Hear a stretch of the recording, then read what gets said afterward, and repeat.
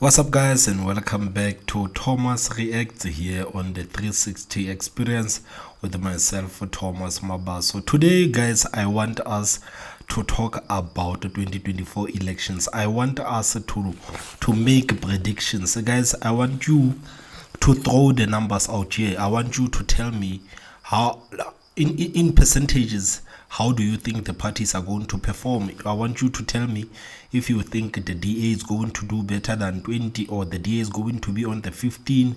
I want you to tell me if you think the ANC is going to be on 45. I want you to tell me if, guys, whatever numbers that come to your mind, I want you to make those predictions. How do you think the parties are going to perform in 2024? So, guys, today I want us to watch a smaller clip of Gayton McKenzie when he was speaking with this lady at Busy News. You know, Gayton McKenzie is slowly becoming one of my favorite politicians, mainly because he's not shy to speak to the media, and he's not even shy to talk to these guys who are doing the podcast, because I don't know what's wrong with our politicians, because it's almost as if they are always waiting to be called by the mainstream media. I don't see them doing a lot of these podcasts. I don't know what's wrong with them, but here Gayton McKenzie seems like he loves doing the podcast. He loves communicating with these people via these podcasts. So, guys, I want you to throw the numbers. Please, let's start throwing numbers. How do you think the political parties are going to do in 2024? What in percentages? Tell me, how do you think the DA is going to do,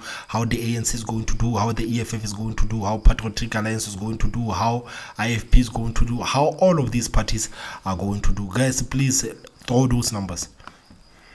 Gayton, well, it's still a while to go before the election, but what are your predictions for 2024? No, Chris, it's not while the elections are around the corner. I tell you, I'm speaking to the ambassadors tomorrow, addressing the European Union ambassadors. Tomorrow, I have so many lunch invites from ambassadors, simply because they said that everything you've been saying has been coming through. And I thought, like, wow, I didn't think these people are taking note.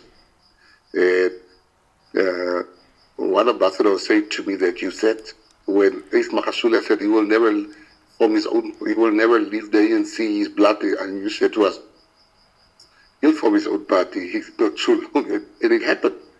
Here's my prediction. I predict the PA to get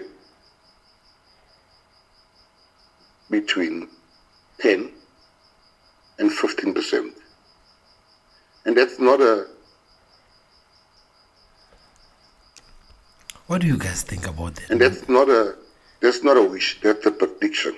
That my wish is for us to get 55%. That's my wish. But wishes and predictions should not be the same thing, because predictions are more realistic than wishes. So I predict the PA will get between 10 and 15%. I believe that HRC will get just under 10. I believe that IFP will get just under 10. And I believe that DA will go around 15%. 15%. And put it into perspective what I've just said to you. The guys that are not for, and this is the most important thing I'm going to say, the guys that are this side, the moonshot guys, let me call them the moonshot guys, the charter guys. I think the highest they can all go, and they bring ACDP, if they bring Freedom Front Plus, if they bring everywhere, I think they're going to cap at 40%. I think 35, man. I think 35 at most. Guys, what do you think about the moon peg shot? How do you think the moon peg shot is going to do? Do you think the moon peg shot is going to do 40? Do you think they are going to reach 40%? That's now on a good day. The ANC will get 40%. The 40%, the ANC will get 40, the moonshot peg guys will get 40%. That's my prediction. The election is between two parties here. It's between the PA and the EFF. Now, Malema is a smart, wily character. He's very smart. Don't look at him like that. He has worked it out even before I worked it out. he worked out that the only party in his way, but what he wants is very clear. He wants to get 11%. He wants to take the ANC over 51%, over 50 plus 1%. That's what Malema wants. What does Gayton McKenzie want? He wants the same. We want to be the kingmaker. Now, I'm not going to come and lie on your show and say, if the DA gets 40% and the DA needs the 11% we get, we will give it to them. I will forget all the bad things I said about them. And I will make tea for Helen Zelle. But I'll make tea for myself. I will make tea for the IFP, for everyone. To say, guys, because that's how politics work. You know, I remember the best tea I ever had was in Helen's house. I've never had such tea. And my partner once said to me, you know, I know my tea doesn't not as nice as Helen Zelle's tea because I'm here to praise the tea because she's got a special way of making tea. So, and I must say that Gayton McKenzie is very honest, man. He's very honest. Unlike these other politicians, the guy is telling you how it is. He's telling you, I'm open to work with the ANC and I'm also open to work with the DA. It's crazy because, like, right now, you can see how the parties are talking. You can see the rhetoric that is being spewed right now. Like, even the Moon Pacts, they are saying that they are not going to work with the ANC. They are not going to work with the EFF. The same with the DA. They are saying the same thing. But when it comes to Gayton McKenzie, man, Gayton McKenzie is... It's one of the leaders in our party said, and they will not treat me like a tea lady. And I'm like, they got tea for us. So yeah, but yeah, let me just come back to the point. The election is between the PA and the EFF. Whoever first, nobody gets 50%. Whoever's kingmaker, if the PA is kingmaker, we have 5 things we believe in. And the EFF is 5 things. Now, your vote will go according to which 5 you believe in. We are standing for number 1, bringing God back into South Africa. There's no doubt about it. Children will pray, people will pray. We are making this a godly country again because we are not the secular state. We are majority Christians, we've got Muslims, we've got Judaism in this country, and that should come back. Number 2, we are bringing back conscription, national service.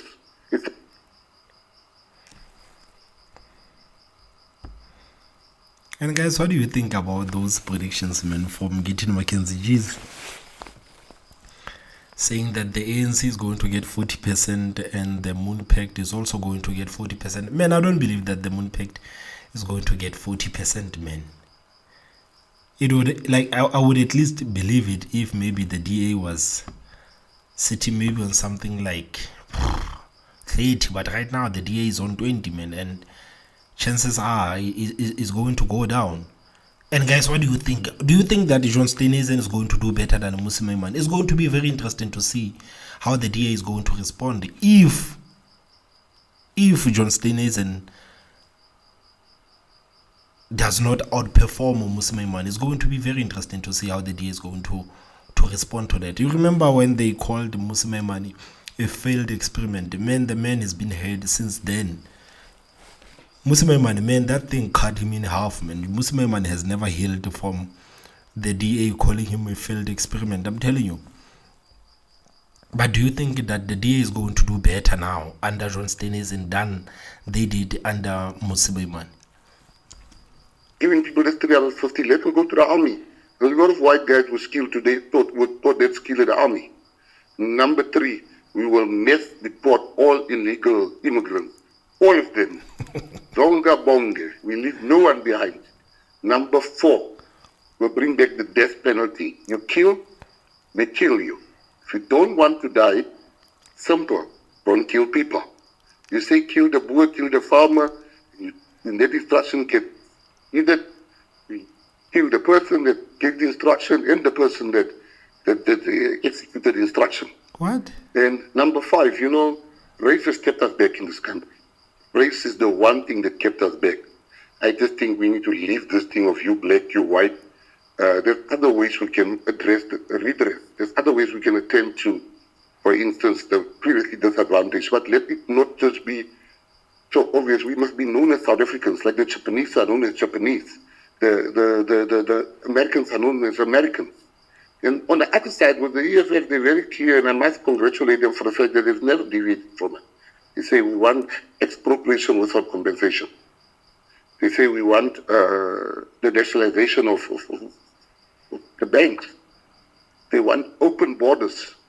Now, that's what they want, and they don't want. We can't criticize people for what they want. And you ask me about it. Expropriation without compensation. I don't believe in that, and the PA don't believe in that, because once you expropriate without compensation, I would love that to happen, but in my dreams, but that's not how the world works. You expropriate without compensation, you lose your property rights. Once you lose property rights, you have no country left. We can learn from Zimbabwe. They are now looking for those farmers that they expropriate their land without compensation. I do believe that 90% of the land cannot be in the hands of 10% of the population. I believe that we must expropriate, but with compensation. But you cannot just say expropriation, but then you make the white guy poor and you make the black guy rich. Both of them are South Africans, then you still have to attend to this again. I'm just saying that in this country, we need law and order. And I think I'm your guy. You know, you need a firm hand to say, let's go. Don't do it. Let's just bring it back. This thing, I mean, it's a killing machine. I mean, this country, while we're speaking now, 30 people died. If you look at 66 people a day dying, so probably 1 or 2 people died in this hour. There's 24 hours in a day. And most killings don't happen when we sleep. It happens when we awake. So 3 people probably died while we were talking here. So that cannot be. You killed somebody, I hang you. And I will personally go, and on weekends when I'm off as a leader or president of the country, I'll go, or minister, I'll go and assist there by the hangman. So there will be a low line. I'll also heck a few. I just want to say one last thing. Yes. If you allow. You know, during apartheid could have ended. I just want to criticize some people. Apartheid could have ended earlier if it wasn't for some business people in this country. Business people that was trying to hold on to the good times of apartheid because some of them were milking it. And that's the truth. I mean, like, Jacob Zuma once told me that, yeah, they used to go and see them in Lusaka, the business people. And they would say, no, this is how it should be. This is how the new South Africa should look like. And that was totally favoring them. And the ANC said, hell no. And they even said to them, if you agree to this now, South Africa we will tell Botha, we will tell PW Botha, we will tell them to bring democracy now. And the ANC didn't agree rightly to some of the demands of the business people. Now we're seeing the same thing happening again, where business people are now propping up the ANC by very good business people are now working with the ANC to try to salvage the image of the ANC under the leadership of Kingston, which he is the ANC, so he is the home. But now he's taking very good people, and I think that's one of the things Rob is fighting about. Now they've come up with this concept of the ANC and EFF, the ANC and the DA should work together. I'm saying it as Gayton McKenzie, but I don't care about all these business people. They don't give me money, not one of them. I'll tell you straight up today.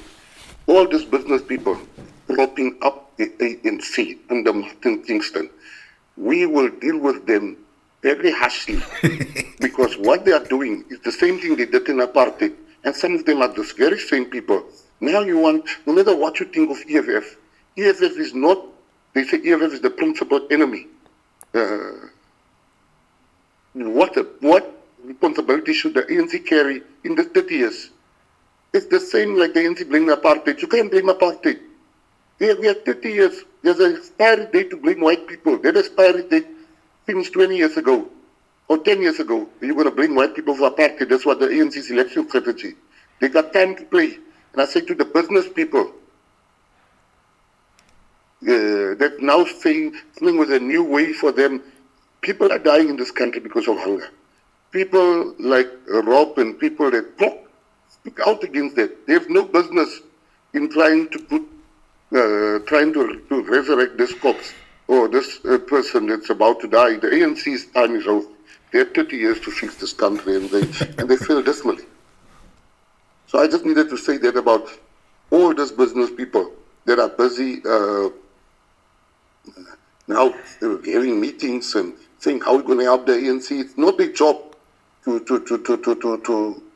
if they think the ANC is going to listen to them. It is just a cosmetic exercise. We're working with the business people, and they're going to carry the responsibilities of failing. When there's still load shedding, we're going to also blame them and say, you are with the ANC in that corner. I just need to say that. So, guys, what are your predictions, man? How do you think the parties are going to do in 2024? Like, please, guys, in numbers, I want to see those numbers. Man. It's going to be very interesting to see those comments. Guys, please tell me what you think about what Gayton McKenzie just said. Please drop those comments, and please don't forget to hit that like button. And the most important part, please subscribe. My name is Thomas Mabaso, and I will see you next time. Bye-bye.